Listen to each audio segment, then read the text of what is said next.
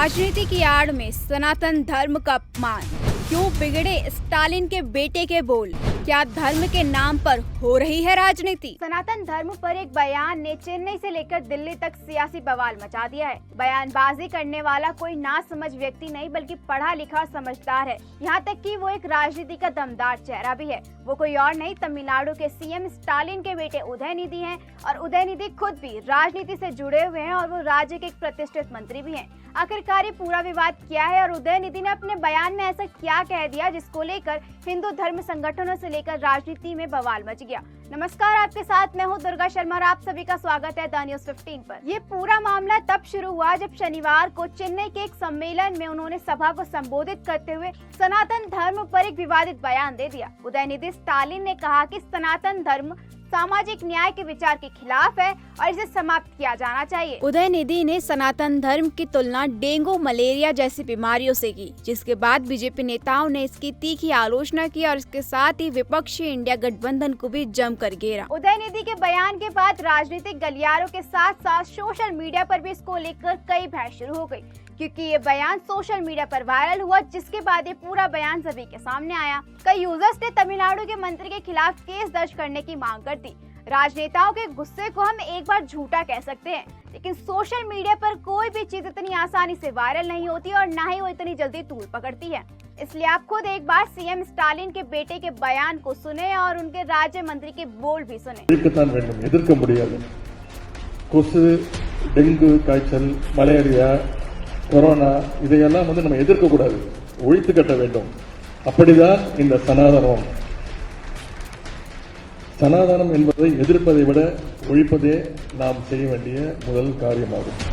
எனவே இந்த மாநாட்டிற்கு மிக பொருத்தமான தலைப்பு வைத்திருக்கிறீர்கள், அதற்கு என்னுடைய பாராட்டுகள்.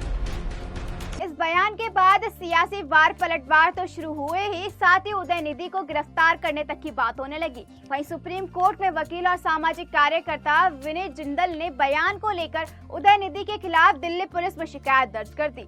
स्टालिन के बेटे के बयान को लेकर धार्मिक संगठन वीएचपी का भी बयान सामने आया। वीएचपी के केंद्रीय संयुक्त सचिव विजय शंकर तिवारी ने कहा कि तमिलनाडु की भूमि भगवान शंकराचार्य की भूमि है, जिन्होंने पूरे देश में चारों दिशाओं में मठ बनाकर सनातन धर्म को आगे बढ़ाने का बहुत बड़ा काम किया। अगर भगवान शंकराचार्य की भूमि से ऐसी आवाज उठे तो कहीं न कहीं इनके अंदर से अपनी वैश्विक मानसिकता दूर नहीं हुआ है। चुनाव का समय है और एक तरफ गठबंधन है तो दूसरी तरफ बीजेपी की सरकार।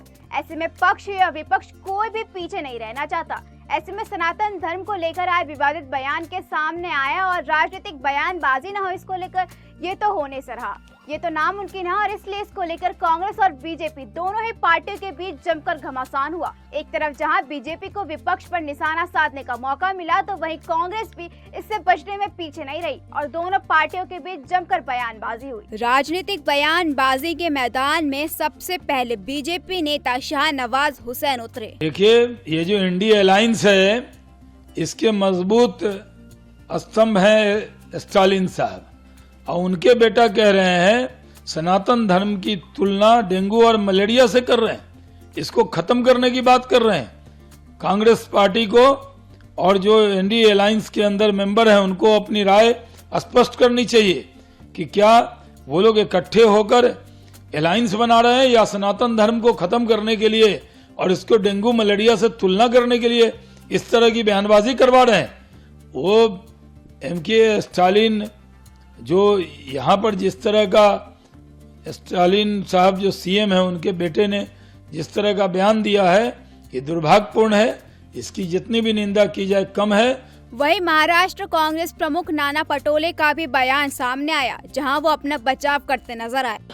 देखो, मैं कांग्रेस की भूमिका हमारी स्पष्ट है, किसी धर्म के बारे में चेष्टा करना, किसी की भावनाओं को दर्द देना, ये कांग्रेस की भूमिका नहीं है।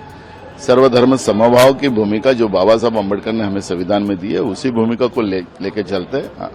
हम किसने क्या बोलना वो हमारे हाथ में थोड़ी। थोड़े ही समय में विवादित टिप्पणी के मामले ने तूल पकड़ लिया और उन पर केस भी दर्ज हुआ।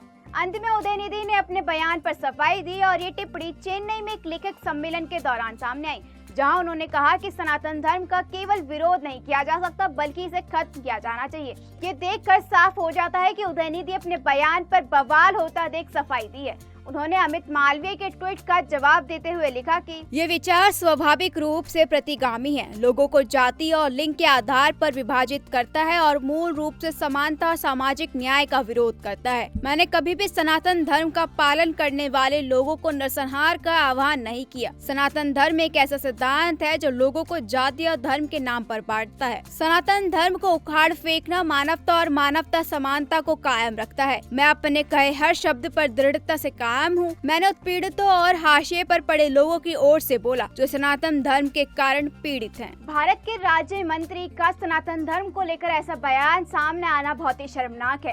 क्या राजनीति को लेकर हमेशा सनातन धर्म को निशाना बनाना और बार बार उसको लेकर अपशब्द या कुछ गलत कहना सही है? आपको इस बारे में क्या राय है, हमें कमेंट बॉक्स में जरूर बताएं। मैं दुर्गा शर्मा इस रिपोर्ट के साथ लेती हूँ विदा। आपसे फिर मुलाकात होगी एक और नई जानकारी के साथ। तब तक देखते रहिए द न्यूज़ 15।